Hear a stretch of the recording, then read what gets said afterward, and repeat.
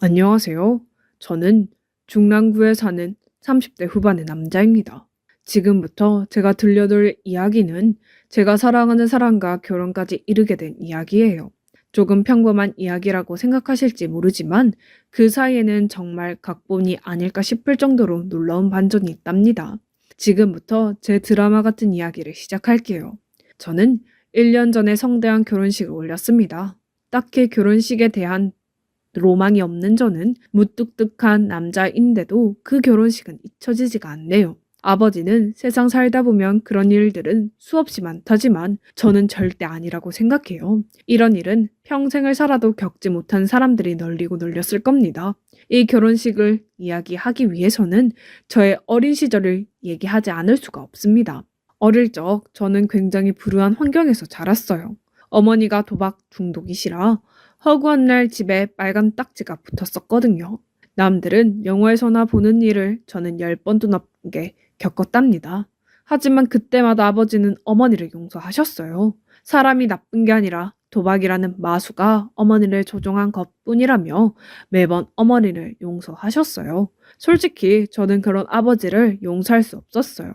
물론 저 역시 어머니를 원망하지 않았습니다. 사실 빨간 딱지의 의미를 알기에는 너무 어리기도 했고요. 하지만 문제는 저를 대하는 어머니의 태도였습니다. 대체 왜 너 같은 놈이 나와서 날 괴롭히는 거야? 사라져. 그냥 사라져 버리라고. 말리지 않을 테니까 그냥 꺼져버려. 어머니는 아버지가 없을 때마다 제게 저주 섞인 폭언을 퍼부으셨어요. 정말 이해가 되지 않았어요. 어릴 적 보던 동화책에는 어머니라는 사람은 자식을 끔찍히 아낀다는데 저희 어머니는 제가 사라져 버리기를 바라셨거든요. 그런 폭언은 아버지가 계실 때면 정말 깨끗하게 사라졌고요. 하지만 아버지가 일을 나가실 때면 어머님은 다시 제게 폭언을 퍼붓거나 화풀이에 가까운 폭력을 가하셨어요. 제가 생각하는 어머니라는 사람은 폭력 아니면 도박 두 가지의 이미지였습니다. 그러던 어느 날 최소한 자정까지는 들어오시던 어머니가 하룻밤이 지나도록 들어오지 않으시더니 완전히 자취를 감추시더군요. 아버지와 저는 영문도 모른 채 어머니를 하염없이 기다렸고요. 그리고 며칠 뒤 누군가 찾아왔습니다. 하지만 그건 어머니가 아니라 검은 정장을 입은 깡패들이었어요. 깡패들은 아버지와 저를 폭행하며 돈을 내놓으라고 협박을 했답니다. 그제서야 깨닫게 되었어요. 어머니가 거액의 도박빚을 저희 가족에게 떠넘긴 채 야반 도주를 했다는 것을요. 그때부터 저희는 이전과 비교할 수 없는 고생을 하게 되었습니다. 감당하기도 힘든 빚더미를 떠안게 되니 정말 괴로웠습니다. 하지만 아버지는 저를 포기하지 않으셨어요. 잠까지 줄여가며 일하는 삶이었지만 저에 대한 교육은 포기하지 않으셨거든요. 그렇게 힘들게 일하시는 아버지를 실망시키기 싫었던 저는 열심히 공부를 했습니다. 그 덕분에 최고의 대학교는 아니지만 서울중위권 대학교 경제학과에 입학을 할 수 있게 되었고요. 대학교 합격증을 받고 기뻐하시던 아버지 주름진 얼굴이 아직도 눈에 선하네요. 저는 대학에 들어가서도 열심히 살았답니다. 낮에는 공부를 하고 학교가 끝나면 과외를 한 뒤에 밤에는 호프집에서 서빙을 했으니까요. 그렇게 번 돈을 저는 아버지께 송금해 드렸고요. 아버지는 너 자신에게도 쓰라고 하시면서 한사코 거절하셨지만 적지 않은 나이에도 빚을 갚느라 식사조차 거르시는 아버지를 힘들게 할 수는 없었어요. 그래서 저는 정말 몸이 부서져라고 일을 했습니다. 그렇다고 제가 공부에 소홀히 한 것도 아니었어요. 저에게 주어진 시간이 굉장히 한정적이라 저는 최대한의 효율로 공부를 했고 매 학기마다 장학금을 받을 수 있었습니다. 솔직히 그때는 생각하면 뭔가에 미쳐 있었다는 말밖에 할 수 없다는 생각이 들었어요. 그만큼 하루를 100% 살았거든요. 그렇게 대학을 졸업한 저는 당당히 대기업에 취직했습니다. 지금도 그렇지만 당시에도 대기업에 들어가기가 정말 힘들었거든요. 하지만 저는 좋은 성적으로 대기업 재무팀에 들어갈 수 있었습니다. 그때 역시 아버지가 정말 기뻐하셨던 생각이 나네요. 대기업에 들어간 저는 정말 열심히 일했어요. 굳이 하지 않아도 된다고 야근까지 제가 자처해서 일을 할 정도였습니다. 그리고 결국 저와 아버지는 모든 빚을 청산할 수 있었어요. 아버지 정말 고생 많으셨어요. 이제 무리하지 마시고 편안히 사세요. 저는 그동안 뼈가 가루가 되도록 고생하신 아버지를 안아드렸어요. 아버지 역시 저를 안아주시며 고생했다고 말씀하시더라고요. 그렇게 저희는 처음으로 진정한 행복감을 느꼈어요. 빚을 청산하니까 제게 행운이 연달아 찾아오더군요. 매일같이 야근을 했던 공로를 인정받은 건지 회사에서 뜻하지 않은 승진을 하게 되었고 그 여파 덕분인지 사내에서 괜찮게 생각하던 여자분과 연애까지 하게 되었답니다. 훗날 제 아내가 될 사람인 수민 씨였어요. 아버지는 수더분한 성격에 모나지 않은 외모를 가진 수민 씨를 참 예뻐하셨어요. 하지만 문제는 예비 처가였어요. 저는 수민 씨와 결혼을 전제로 연애를 했기에 집안 사정을 모두 얘기했는데 처가, 특히나 장인어른은 제 배경을 탐탁지 않아 하셨거든요. 엄마 없이 자란 것들은 죄다, 죄가 있는 법이다. 지금 당장은 사랑에 눈이 멀어서 안 보이겠지만 살다 보면 이 애비 말이 무슨 뜻인지 알게 될 거다. 그 얘기를 전해 듣고 저는 집으로 돌아가 꽤 오랫동안 울었어요. 그동안 잊고 있었던 아픔이 떠올랐기 때문이었습니다. 대기업에 입사를 하고 빚을 청산하고 사랑하는 여자를 만나서 행복하게 살으려고 했더니 어머니의 부재가 제 발목을 잡았어요. 저는 꽤 오랫동안 고민을 했습니다. 그리고 수민 씨가 더 상처받기 전에 그만 만나자고 했어요.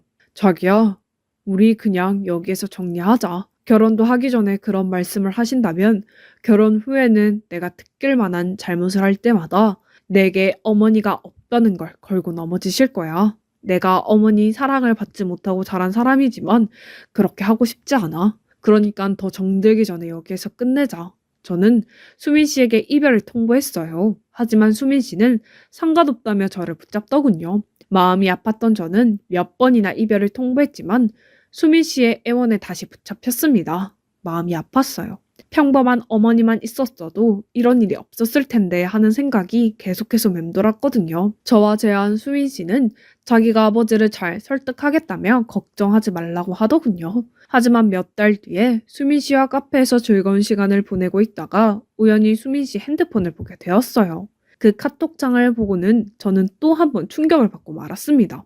아무리 생각해도 안 되겠다. 출신도 의미도 없는 집안과는 결혼시키지 못하겠다. 그러니 없던 일로 하자꾸나. 저는 내용을 읽고 또다시 큰 상처를 받고 말았습니다. 가슴이 참 답답하더군요. 직장도 나쁘지 않고 돈도 차곡차곡 모아가고 있고 제 인품도 그렇게 나쁘지 않았는데 그저 어머니가 없다는 이유 하나만으로 온갖 미움을 받고 있었으니까요. 분명 아무 이유 없이 제가 마음에 들지 않아서 출신을 운운하며 결혼을 반대하는 것 같아 보였어요. 그래서 저는 이후에도 몇 번이나 수민 씨에게 이별을 통보했어요. 제 잘못이 아닌 것으로 미움받아봤자 평생 혼자 사는 게 낫다고 생각했기 때문이었어요. 하지만 그때마다 수민 씨는 저를 잡았고 결국 예비 장인어른의 고집을 꺾고 결혼 허락을 받았습니다. 그렇게 결혼을 하기로 결정한 향가는 상견례를 하게 되었어요. 당연하게도 저희 쪽은 아버지와 저만 나가게 되었지요. 장인어른은 그런 저희 모습을 바라보며 상견례 내내 불쾌하다는 듯한 기색을 팍팍 풍기셨어요. 그래도 저는 버텼습니다. 하지만 아버지까지 그런 취급을 받는다는 게 정말 불쾌하더군요. 저는 상견례 자리를 박차고 일어나고 싶은 걸 몇 번이나 참았어요. 하지만 수민 씨를 생각해서 어떻게든 상견례를 마쳤습니다. 집으로 돌아간 저는 아버지께 죄송하다고 말했어요. 아버지, 죄송해요. 제가 괜찮은 집안을 골랐다면 이런 일이 없었을 텐데. 자식이 안목이 없어서 아버지께 이렇게 상처를 드리네요. 정말 죄송합니다. 저는 아버지 마음에 못을 박은 것 같아 마음이 정말 좋지 않았어요. 하지만 아버지는 오히려 저를 위로하시더군요. 아니다 지서가. 상견례 자리가 석연치 않았던 건 사실이지만 이 애비가 사돈을 만나면 면목이나 있겠니. 그러니 내 걱정은 하지 마. 그리고 어차피 너도 막상 결혼하면 장인 될 분과 만날 일이 그렇게 많지 않을 거다.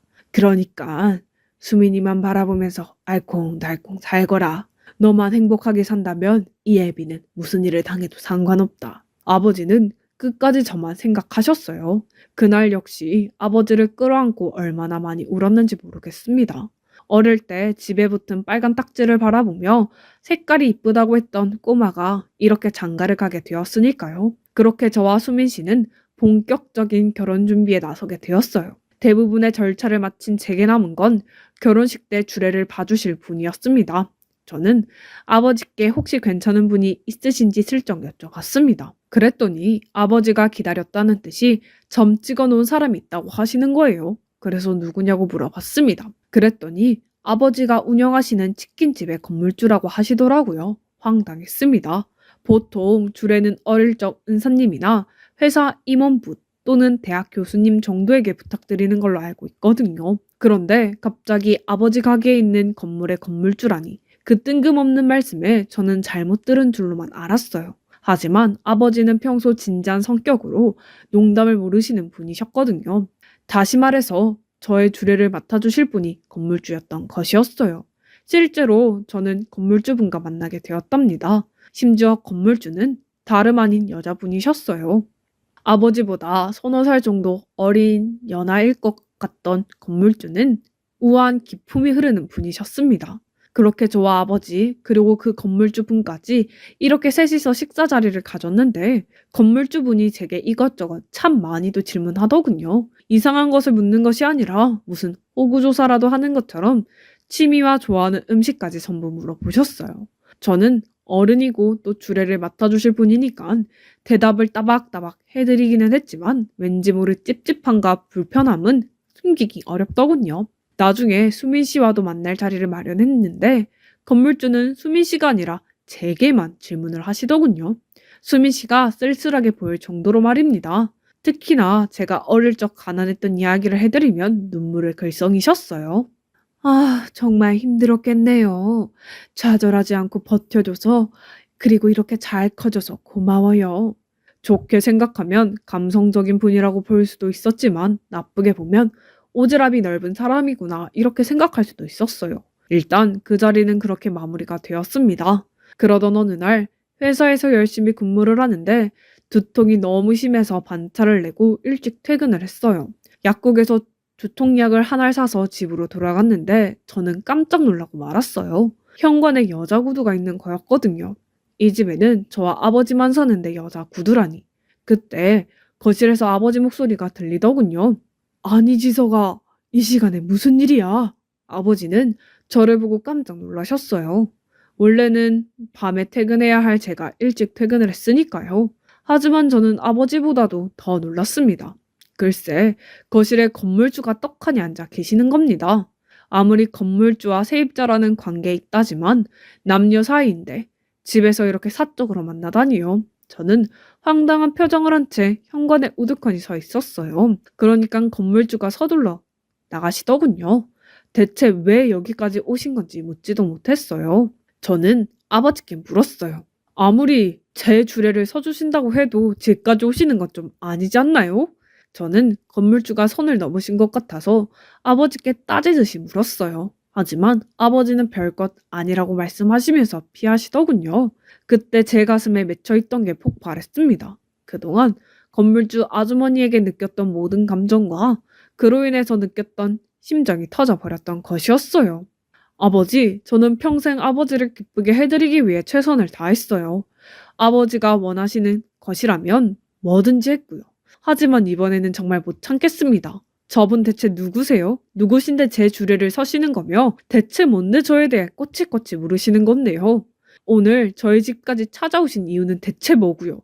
아버지, 저분에게 약점 잡힌 거라도 있어요? 그런 거예요? 저는 아버지에게 그동안의 울분을 토해냈어요. 가족이라고는 저밖에 없는 아버지 가슴에 못 박는 일이라는 건 잘 알고 있었지만 너무 답답한 나머지 하고 싶은 말을 다 해버렸네요. 왜 말씀이 없으세요? 무슨 말씀이라도 좀 해주세요. 오늘은 들어야겠으니까.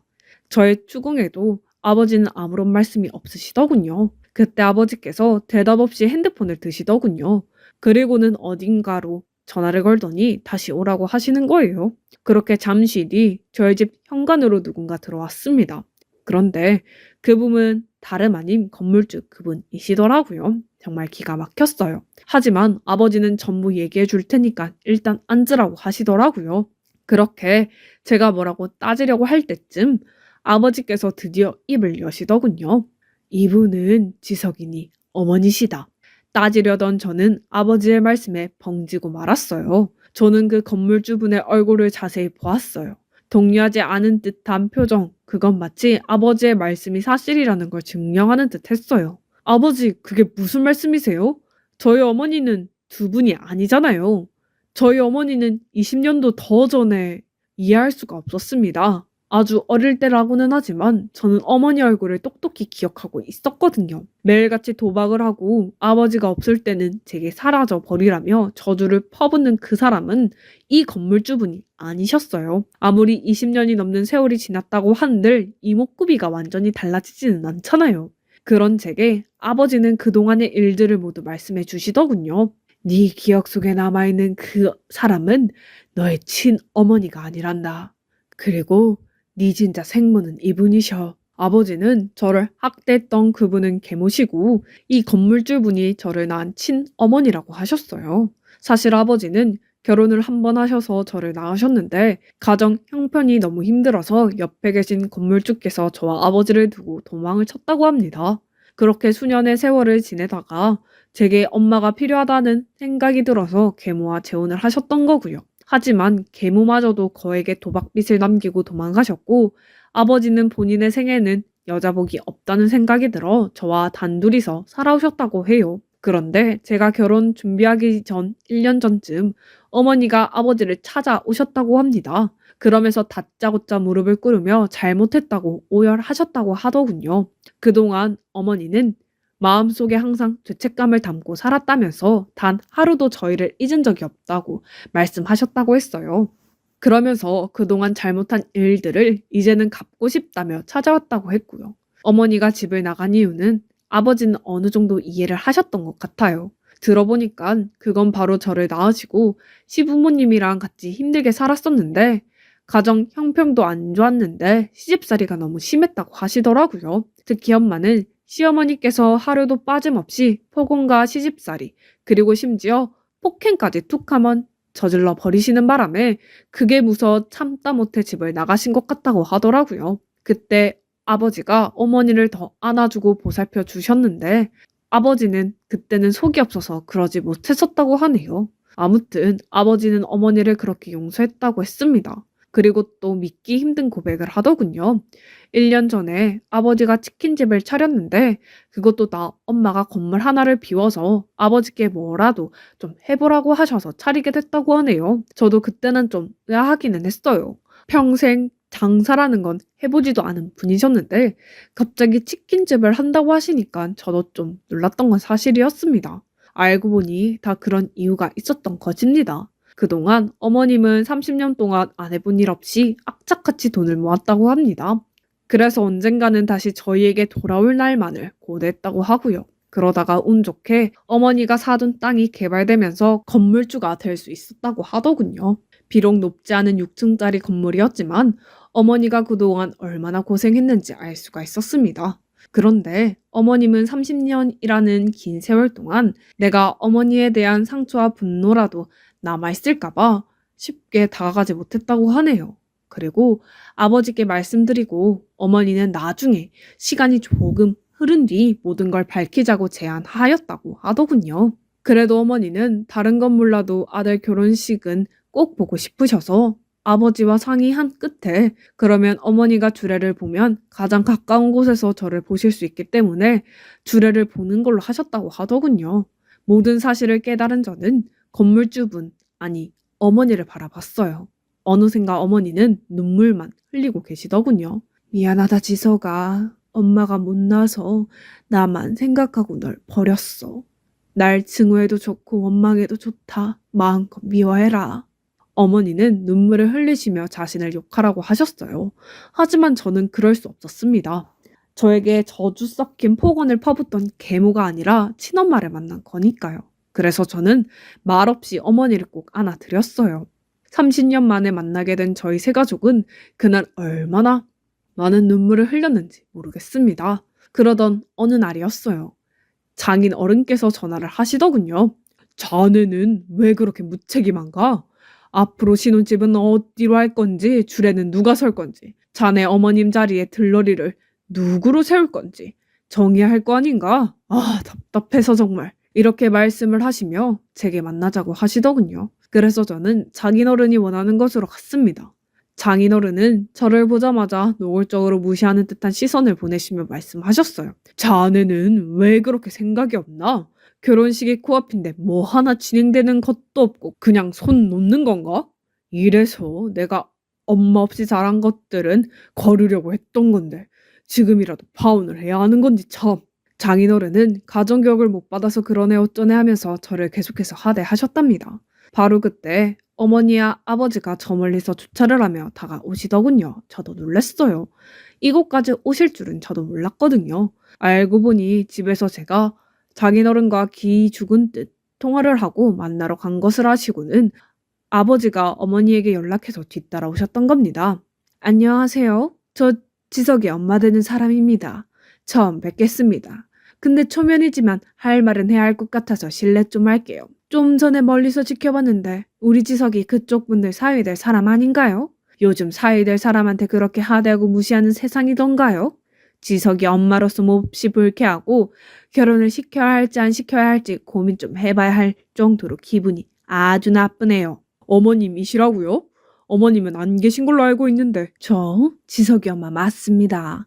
이 세상에 어느 부모가 장가 보냈는데 이 꼴을 보고 가만히 있겠어요? 그리고 뭐지?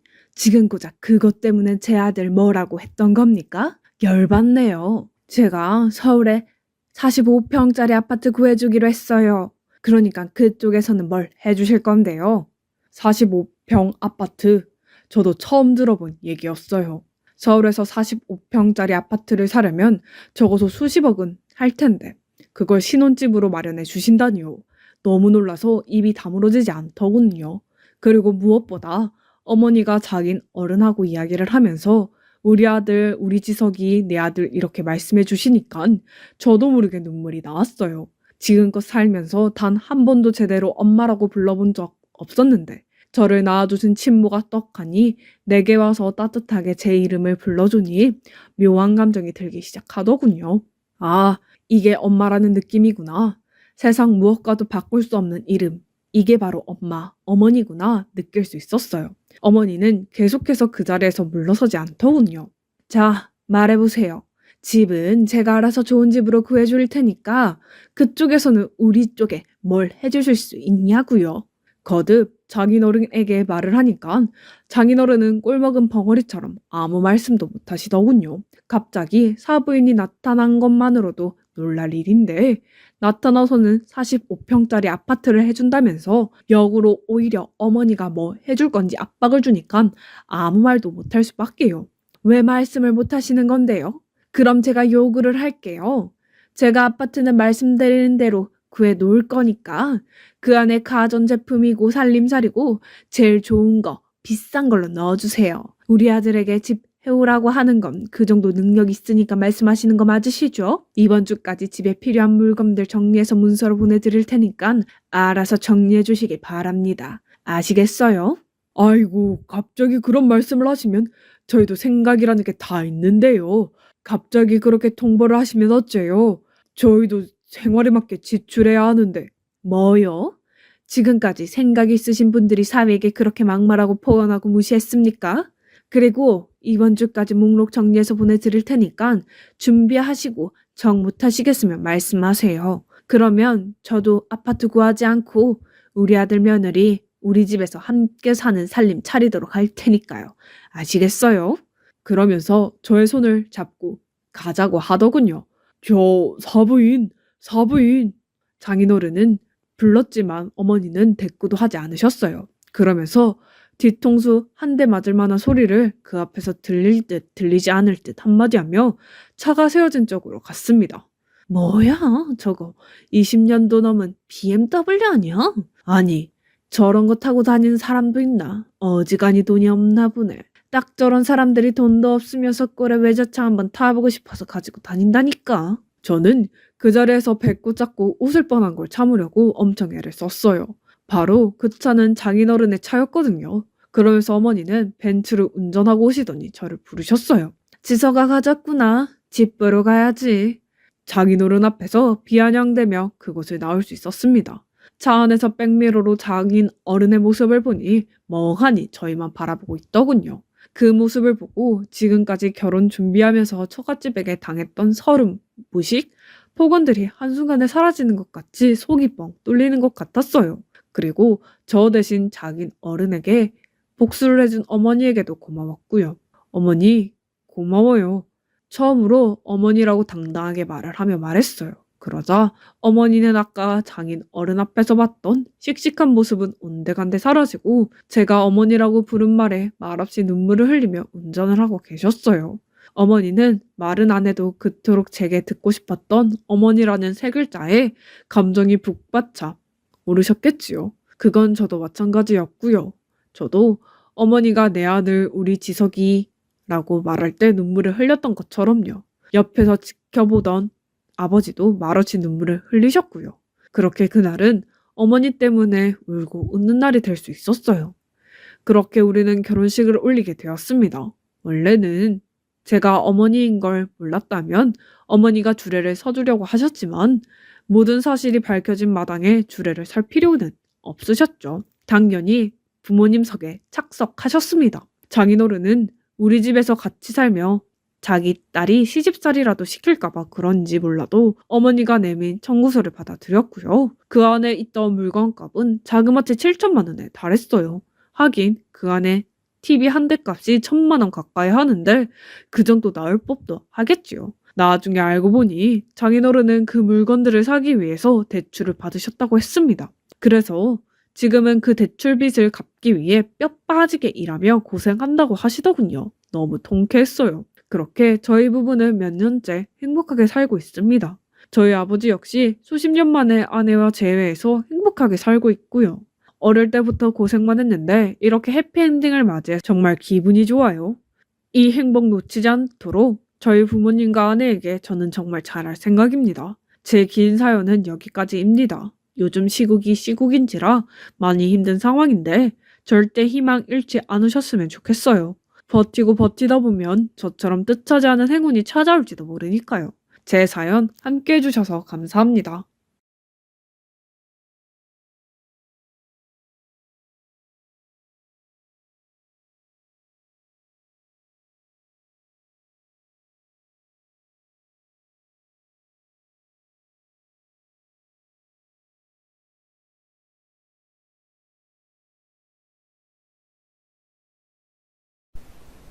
안녕하세요. 제 사연을 보내게 되었는데, 먼저 그분은 결혼을 준비할 때부터 아이 계획도 함께 세웠을 정도로 아이를 손꼽아 기다리고 있었어요.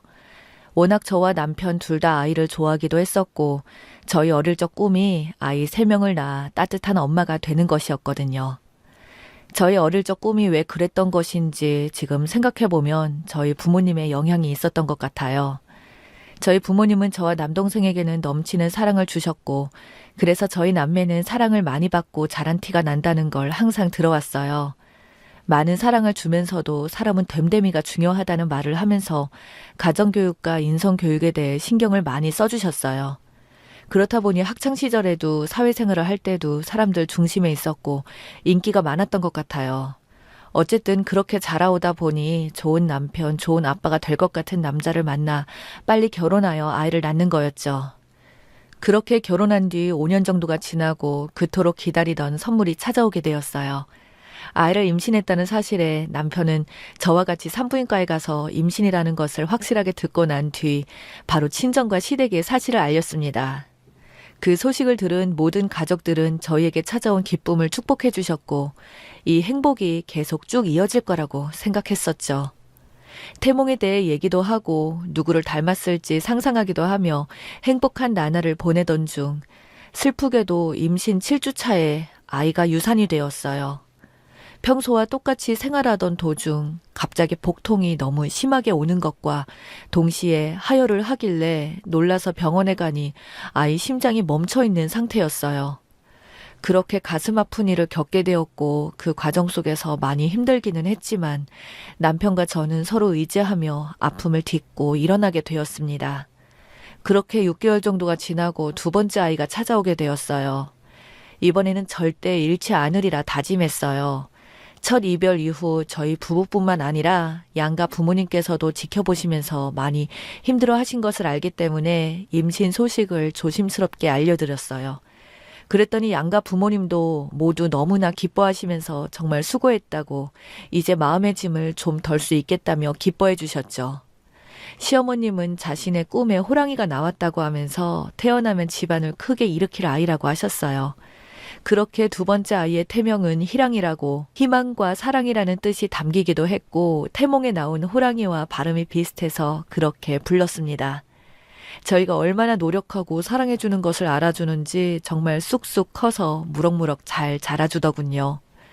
의사 선생님이 넌지시 방은 파랑색으로 꾸미셔야겠어요 해주시길래 남자인 줄 알게 되었습니다.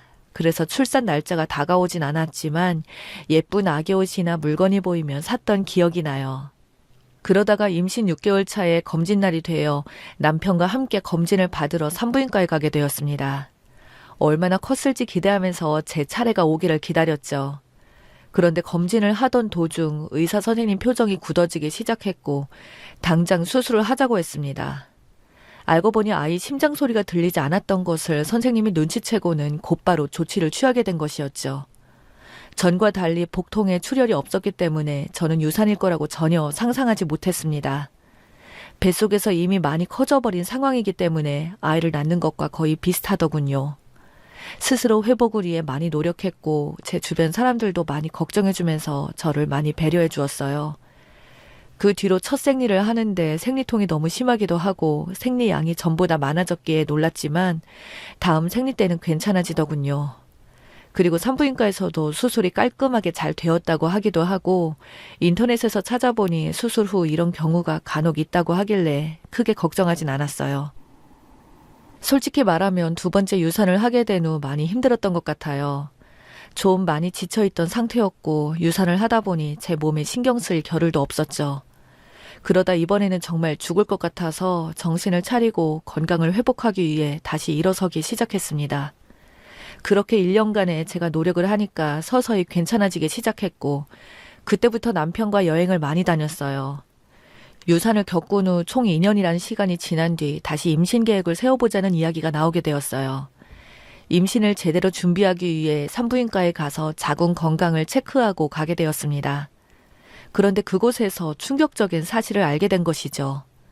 자궁 위쪽에 약 5cm 정도 되는 크기의 혹이 있었고 작은 통증과 함께 있었기 때문에 의사 선생님은 적출 수술을 권유하시더라고요.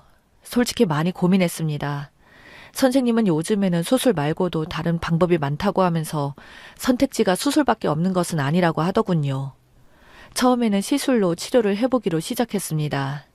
그런데 한 반년쯤 지나고 보니 갑자기 혹이 더 커지게 되었고 결국 수술을 해야 하는 상황이 오게 되었습니다. 저희는 그토록 아이를 바래왔기 때문에 더 고민이 되었던 것 같습니다. 하지만 남편은 저만 있어도 된다고 아이는 필요 없다고 하며 저를 다독여줬습니다. 그런데 남편이 수술 후 2년 정도 지나고 나니 변하기 시작했습니다. 옛날에는 항상 저만 있어도 된다고 하면서 회사 끝나면 친구들도 만나지 않고 저와 함께 있던 남편은 점점 외출이 늘어났어요. 솔직히 결혼하고 많은 시간을 보냈었기 때문에 조금만 참으면 남편이 다시 돌아올 거라고 생각했죠. 항상 모든 부부가 좋은 사이로 살 수 있는 것은 아니니까요. 근데 한참 지나고 보니 시간이 지나도 변하지 않더라고요. 그래서 저는 주말에 남편이 친구를 만나고 오겠다고 하길래 조심스럽게 말을 꺼내봤습니다. 오늘 나가지 말고 같이 있는 거 어때? 라고 했더니 갑자기 짜증을 확 내는 겁니다. 아, 진짜 맨날 붙어 있잖아. 왜 이렇게 바라는 게 많아? 아, 우리가 시간이 부족한 것 같아서. 아, 짜증나게 말 더하게 만들지 마. 이런 식으로 계속 말하는 남편에게 저도 조금씩 지치기 시작했고 결국 저희는 말싸움으로 번지게 되었어요. 그런데 문제는 남편이 저에게 말실수를 했다는 거죠. 내가 친구 좀 만나고 오겠다는데 왜 이렇게 난리치고 그래? 애도 못 낳는 게 말이야. 애를 못 낳는 게? 이 한마디가 제게 비수가 되어 꽂히더군요. 남편도 아차 싶었는지. 그러니까 그건 그렇고. 그래. 라고 하면서 나가지 않았고 며칠간 저희 사이는 어색했습니다. 그때부터 이 남자는 권태기가 아니라 저에게 마음이 떠난 것이구나 라는 것을 알고 남편을 의심하게 되었습니다. 그렇게 몇 주간 남편을 조심스럽게 지켜보다가 남편과 시어머니 문자 내용을 우연히 보게 되었어요. 그걸 보고 정말 치가 떨렸습니다.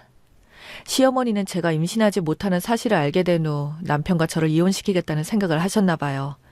그래서 시어머니는 남편에게 1년 전부터 이혼 얘기를 권했고 남편은 절대 그러지 않겠다고, 그런 얘기 다시는 꺼내지 말라고 했고, 아무리 설득해도 남편이 안 넘어오니까 어머니가 그럼 여자 한번 만나보고 오라고, 그 뒤로는 절대 말하지 않겠다고 해서 남편이 저를 속이며 나가게 된 것입니다. 그런데 첫 만남부터 강렬했는지 결국 사랑에 빠지게 된 것이고, 계산해보니 남편이 변하기 시작한 시기와 딱 떨어지더라고요.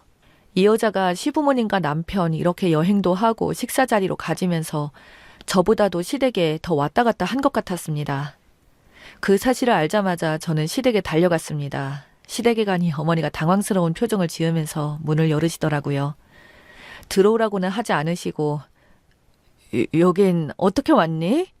라고 하길래 갑자기 촉이 와서 시어머니를 밀치고 집 안으로 들어갔습니다. 그 안에는 남편과 남편의 내연녀가 앉아 있었습니다. 어머니와 내연녀를 데리고 식사를 하고 있었던 것이었죠. 그 여자는 제가 누구인지 이미 알고 있는 것 같았는데 모른 척하고 물었어요. 어머니, 이 여자 누구예요? 제가 모를 거라고 생각했는지 옆동 아가씨라고 하더군요. 그래서 식탁으로 걸어가서 식탁 위에 있던 그릇들을 전부 바닥으로 쓸어버렸습니다. 그랬더니 시어머니는 그런 제 모습에 놀라서 저를 바라보고 있더라고요. 다시 말해보세요. 앞동 아가씨라고요. 아가, 왜 그래? 계속 거짓말하는 시어머니에게 너무 화가 나서 거실로 걸어가서 손에 잡히는 걸 모두 던져버렸습니다. 그 여자는 제가 난리를 피우는 와중에 남편에게 전화를 걸고, 시어머니는 제가 난리를 더 이상 못 피우도록 붙잡고 있었지만 화가 난 제 힘을 이기지 못하고 부딪히자 바닥에 앉아버리더라고요. 그리고 핸드폰을 바닥으로 던져버렸습니다. 그랬더니 저보고 미쳤다고 달려들더라고요. 제가 소리 지르고 시어머니에게 말을 걸었습니다. 제가 모를 줄 알았어요? 정말 장난하세요? 다시 물어볼게요. 이 여자 누구예요? 라고 했더니 그제서야 시어머니가 술술 말하더라고요. 근데 이 여자가 가만히 있어도 될 판인데 제 화를 돋구더라고요. 네가 뭔데 여기서 행패야. 꺼져. 애도 못 낳는다면서. 그 말에 전 이성을 잃었고 막말을 했죠. 그래, 넌 참 건강해서 좋겠다. 그 몸뚱아리로 내 남편 꼬셨어? 그런 다음 그년한테 이제부터 상간녀 소리를 들으며 살게 될 거라고 말했더니 그때야 사태 파악이 됐는지 갑자기 돌변해서 비는 겁니다. 여자는 제가 순순히 이혼해 줄 거라고 생각하고 있었던 모양이었어요. 어림도 없는 소리였죠. 제가 절대로 이혼 안 하고 상간녀 딱지 붙여진다고 하니 울기 시작하더라고요.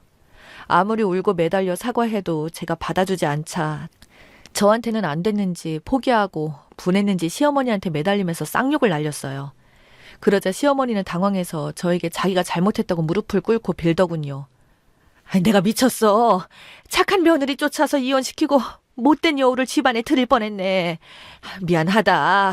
용서해라. 그러더군요. 이 둘이 번갈아 가면서 저에게 매달렸지만 저는 다 뿌리치고 나와서 아무 생각도 들지 않아 그냥 무작정 친정집에 갔습니다. 그렇게 친정집으로 차를 몰고 가는데 산책을 가려고 밖으로 나오는 엄마를 보자마자 갑자기 굉장히 화가 풀렸습니다. 저는 순간 현관문 앞에서 눈물이 멈추지 않았고 엄마는 왜 그러냐며 서둘러 저를 집으로 데리고 들어가자고 했어요. 저는 몰랐는데 식탁 위에 있던 그릇들이 떨어지면서 깨진 조각들이 제 발에 박혀 있더군요. 제 힘을 감당하지 못할 정도로 써서 그런지 온몸이 떨리기도 했고요. 놀라시는 어머님에게 좀 전에 있던 상황을 모두 설명했어요. 저희 부모님은 제가 남편과 사이가 좋을 것이라고 당연히 생각하시고 계신 상태여서 그런지 더 충격을 받은 듯 했습니다. 부모님은 남동생에게 전화해서 집으로 호출을 했어요. 부모님께 너무 죄송하지만 저는 너무 놀라고 충격을 받은 상태라 그 시간 그 이후로 부모님과 남동생에게 많은 의지를 하게 되었고 부모님도 동생도 저에게 걱정하지 말라며 다 해결해 주겠다고 하더라고요. 그날 저녁 남편은 저희 친정 부모님과 저만 있는 줄 알고 난장판을 부리려고 찾아왔더라고요. 문을 열어주자마자 신발을 신은 채 거실로 들어와 제 이름을 크게 불렀고 저를 보고 제 멱살을 잡으려고 할 때 남편놈 뒤에서 남동생이 남편놈 등짝을 거세게 내리쳤어요. 남편은 저절로 무릎을 꿇게 되었죠. 너 한 번만 더 누나 눈에 눈물 나게 하면 너 죽고 나 죽는 거야. 이혼 과정에서 술을 쓴다거나 누나를 불리한 쪽으로 몰아가면 그날은 저승 가는 날이야. 알아? 하고 협박하며 말했습니다. 한 번도 본 적 없는 남동생의 푸시에 남편은 벌벌 떨더니 다 포기하고 이혼해주겠다고 하더군요. 동생은 그날 녹음도 하고 이혼에 대해 차후 어떻게 하겠다는 자필로 쓴 서약서도 받았습니다. 그래서 저는 동생 덕분에 쉽게 이혼을 하게 되었습니다.